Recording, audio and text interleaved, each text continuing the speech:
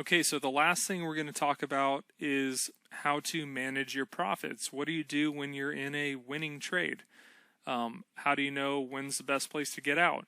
And there's not a great answer to this. I mean, a lot of it sometimes comes down to just feeling out the market and where your expectation is of where you think the market's headed overall. But we'll go back to this section here on the looking at the 4-hour here. We were in the buying criteria here. There was lots of good trades. That's why this is a great section to talk about. Remember, what you initially want is you want to get back up through the white line. Remember, in a buying market, when you got your directional bias going long, you're trying to buy below the white line and sell above. So right here, this was a great trade right here. This one you would have bought down here or at the turn right here. You had a liquidity line here, which was a great entry point, but either way, you caught it at the turn. And once you got back up through the white line, you can see that the price, if you look at this candle, it's hard to notice here, but it came back and it tested the white line. What you're looking for really when you're looking for a trade that may run on you is you're looking for it to come back. It doesn't need to come back, but if it does start coming down, you got to live through all this price action while you're going through. These are 15-minute candles, so these are, this is a lot, actually quite a bit of time, at least in the trading world. 5 seconds can be an eternity. So, depending on what you're doing, but what you're looking for in this long market is it to come back, hold above your expansion price, and keep going. It did that here, and so instead of covering right when you came over, you can see it held, and then you got another push. This is where you really want to let those profits run. Also, part of how the market makers close out their big positions, because remember, everything we're doing is trading in line with the market makers, the big players in the market. They're going to close out their positions on liquidity that could be left from a run that happened previously. You can see we had this down run, which is right here on the 4-hour. There is still liquidity left from retail traders or traders in general that have still left their positions in. And the thing about Forex, about all markets, is that every time someone gets in a good trade and they're in a good profit, they feel like they're a genius. Like they feel like they've knocked it out of the park. Okay? This liquidity line right here, I want to talk about this one specifically. This was generated back here from retail traders selling the market. You see we broke out of this box. They sold under an expansion, which isn't the greatest entry, but look, this one so happened to, if they held on, they got paid on this trade, right? Most retail traders, they think, I'm going to, because they're taught to let your profits run. They are taught that. They don't see the in-depth view that we have. They're looking at moving averages and every other, confusing technical indicator there is out there. And they're thinking, I'm in the money. I finally hit a home run. But sure enough, market comes back up and against them, and they'll hold that trade, especially as it goes against them, just hoping that it comes back around and they see this gigantic profit, which probably isn't going to happen. So as the market turned down here, they're getting taken out of the money.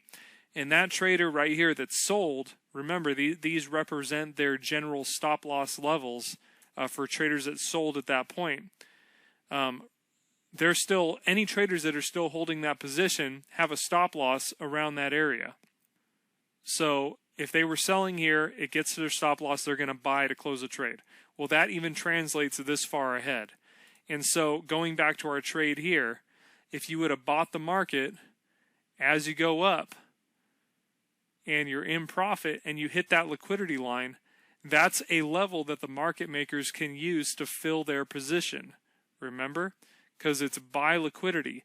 Remember, the market makers are going to buy down here. They're going to buy low and they're going to sell high, right? As they need liquidity to sell to, and they can use that previous stop level as that liquidity to get out of that trade, because that is a buy level. They want the retail traders to come in so that they have somebody to sell to get out of their trade that they got in down here. So anyway, I don't want to complicate that too much, but what that translates into is that you can use these liquidity lines as places to exit, because you'll notice on a lot of them, they're extremely accurate. If you look back, you can study these charts all day long. You can see that these liquidity lines are extremely accurate for knowing when market makers are going to take positions off the market. It makes sense for you to do the same. This trade will go back. This is a great trade I keep referencing to here. But you would have bought under expansion, came through, you would have hit that liquidity line. This was a great trade right there. So you're up, it's almost a 90 pip trade. Good place to take your position off right there.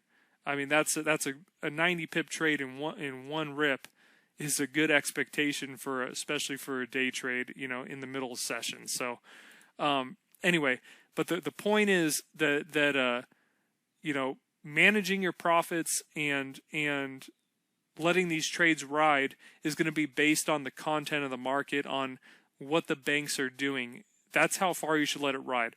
Another way you can go about this, because sometimes there will not be a liquidity line. The software is not going to generate a liquidity line at every single place. It's impossible, because it's all time frame based. So let's say you pulled this trade. Let's say there was no liquidity line, but you're in a massive profit. From here to up here, even if there wasn't a liquidity line, you're up 90 pips. You can say, you could either take the profit off the table anywhere up here, or you can say, you know what, I think this is going to run. You're probably looking at the 4 hour over here. You're feeling like, okay, the 4 hour is probably going to boost back up to the around this previous expansion line. So you can calculate all this beforehand. You can just let this ride until you form another box, because that's kind of where the whole entire business model of entering the market starts again. Is it starts from a box of that point of contraction. So, lots of different ways to exit the market. But remember, you're just trying to get above the white line, and then that's where you can start letting the market run, see what it's going to do. And that takes finesse. It takes experience. You got to build that over time. There's no magic pill that's going to make you an expert at that overnight. What we're trying to do is give you a base methodology where you know where to enter the market, you know where you're initially trying to get to, and then you can, over time, learn how to manage that profit and see more and more on that trade. And you're not going to do it perfect every time. Even those of us that have been trading with this methodology for a long time, still, we see something, we feel something, we get out early, and it keeps going. It's just part of the deal. The biggest battle is getting a good entry position. So remember, you're just trying to get through that line. You want to manage the profits as best you can, either cover on a liquidity line, cover when you get into another box, or start managing it from that point as well. Remember, when you get boosted up, and if it does get to another box and it dips below, well, remember, that still would be in criteria from what you were trying to do over here. Obviously, in this particular situation, it broke through the top of the box, and that's also a telltale sign that they're not even trying to collect any more liquidity to enter that trade. So all these are clues telling you that it's time to look at covering. So putting that together, understanding what's happening is gonna help you over time to learn how to do this better and better.